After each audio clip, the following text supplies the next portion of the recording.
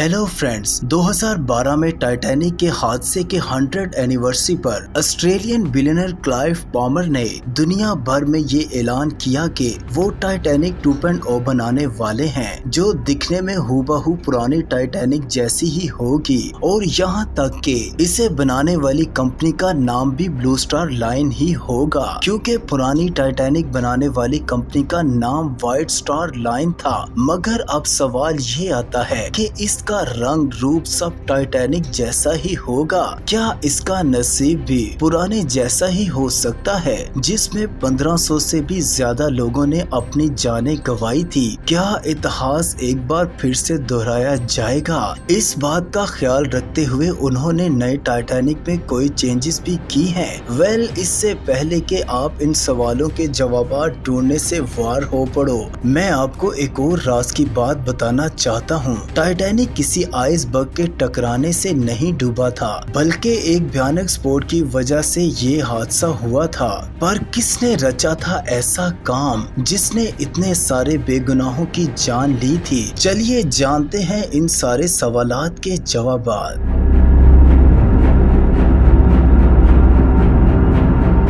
सबसे पहले तो ये बात जानते हैं कि आखिर ये कौन सी कंपनी है जो टाइटैनिक के काले इतिहास को फिर से एक बार दोहराना चाहती है। 2012 में जब टाइटैनिक हादसे को 100 साल पूरे हुए थे तो ऑस्ट्रेलियन बिलियनर क्लाइव पामर ने अनाउंस किया था कि वो टाइटैनिक 2.0 बनाएंगे जो दिखेगा और फील करेगा पुराने टाइटैनिक जैसा, लेकिन इसे बनाने में नई टेक्निक यूज की जाएगी। इस वक्त क्लाइव पामर की company blue star line private limited ने अनाउंस किया था कि वो टाइटैनिक 2 को फिर एक बार समुद्र की लहरों पर सवार करवाएंगे, लेकिन इस दौरान आर्थिक तंगी की वजह से इसको पोस्टपोन करके नवंबर 2018 पे शिफ्ट कर दिया गया था। कुछ लोगों का ये भी कहना है कि टाइटैनिक 2.0 2024 में दुनिया के सामने आएगी। सबसे बड़ा फर्क तो आता है नए और पुराने टाइटैनिक की लागत में, क्योंकि 1992 में जब पुराने टाइटैनिक को बनाया गया था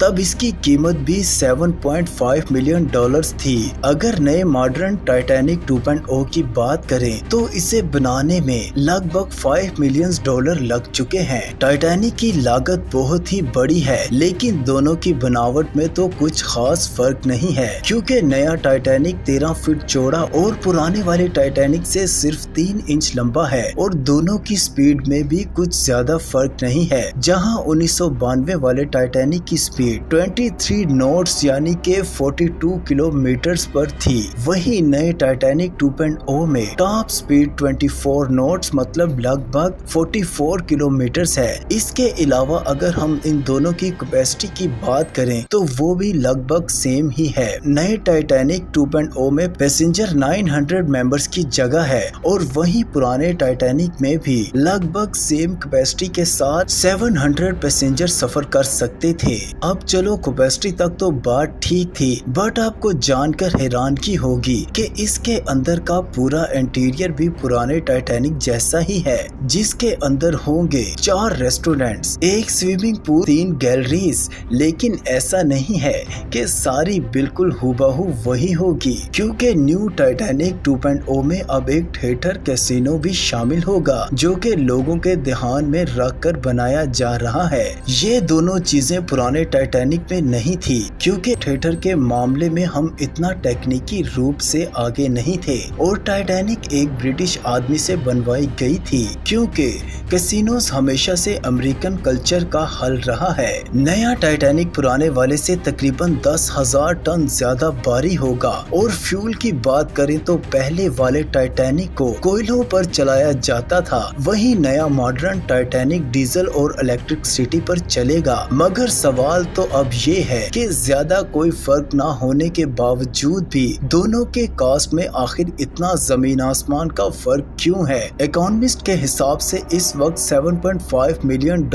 आज की तारीख में $500 मिलियन जितने ही हैं। यानी कास्ट में ज्यादा फर्क नहीं है, बस दुनिया आगे बढ़ गई है और इन्फ्लेशन भी बढ़ गई है। अगर दोनों टाइटैनिक में सब कुछ लगभग सेम टू सेम है तो क्या चांसेस हैं कि नए टाइटैनिक और पुराने टाइटैनिक का हादसा भी सेम ही तरीके से होगा? क्या इस बार टाइटैनिक को बनाने वालों ने सेफ्टी पर ज्यादा ध्यान दिया है?